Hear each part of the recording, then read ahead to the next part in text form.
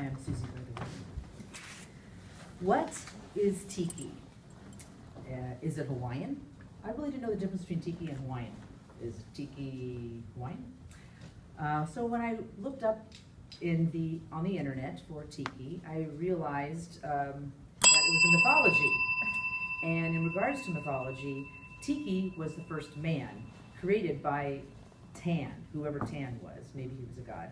He found the first woman in a pond, and that's when I stopped looking up tiki because I didn't think that was appropriate. I didn't think that was the right thing. My dad, when I spoke to my dad about tiki, he explained to me that when he was in the Korean War, he loved to go to restaurants and bars that had the ambiance of that area.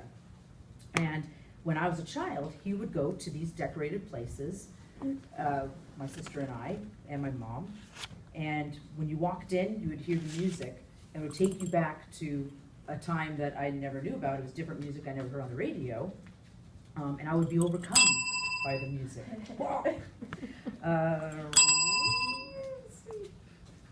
When you walked into the place, it would be decorated with fish, lanterns shaped with pineapples, fish tanks everywhere, the smell of sweet potatoes and spare ribs.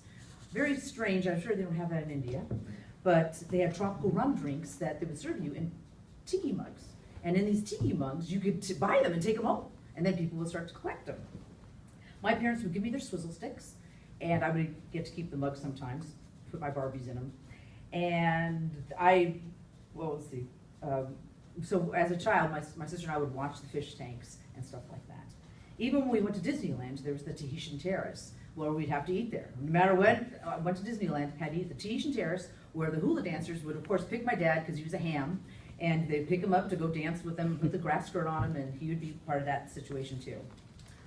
The Tiki Bar restaurant was founded by Ernest Raymond Beaumont Gant, AKA Don the Beachcomber. He renamed himself a bunch of times. He opened tiki restaurants after he served in the World War II in the Army. These restaurants became a fad in the 40s and the 50s, and people began to start collecting tiki mugs from each place they would go to.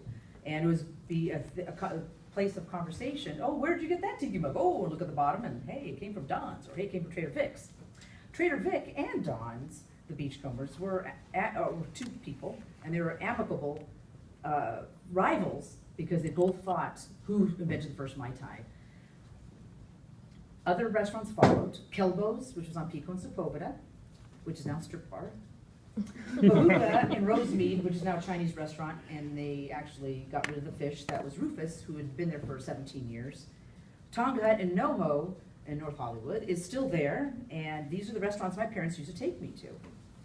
Well, years later, when I was going through a divorce, I was wondering, when was I happy? When was I happy? You know, I'm going through this divorce, when was I happy? And I go, I was happy when I went to these tiki things. So I looked up on the internet, and I found Tiki Central. Tiki Central was a website that just told you about all the different happenings in Southern California and all over the United States. And there were forums, you could talk about different things. And I found one place that at Don the Beachcombers, that used to be Sam's Seafood, had karaoke. And I love to sing, or pretend to sing, I really don't sing. Went to karaoke, and I met some people there, and they told me about a place called Tiki Oasis, that they have an event in August, which I was gone 2 weeks ago when I wasn't here. Thursday, Friday, Saturday, and Sunday. And it's an event that happens in San Diego. There's the theme of each year. Sometimes it's Zombie Island, sometimes it was, like this last year was space theme, that's why I'm silver. And you can go into costumes, and what happens is they have a big hotel that they reserve for this tiki event, and people from bars all over the United States they sponsor a room, and then you could taste their rum tiki drink, and you can get mugs while you're there, and you could do room crawls where you go through each room and taste their signature drink, and which are sponsored by them. So you get them this is all free, by the way. They have a show by the pool, and they have vendors where you can buy little things like this, or tiki mugs, or clothing. They have nighttime entertainment and music and costume contests. Also in these rooms, they have bands that play tiki music or alternative tiki music, which are pretty cool, and that's what I'm into, is music. There's also Tiki Caliente in Palm Springs that I discovered. which happens in May, which is a little smaller, which might be good for you guys if you want to start it. The best thing is that I made a new family for me after my divorce.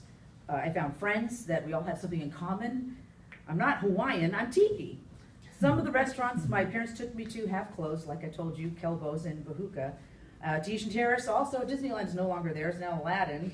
But through the years I have found a tradition that I will pass down to my children, not the drinking part, you're not allowed to drink, but I'll pass down to my children to collect swizzle sticks and mugs, and they'll inherit my mugs, which are worth money. It's really weird.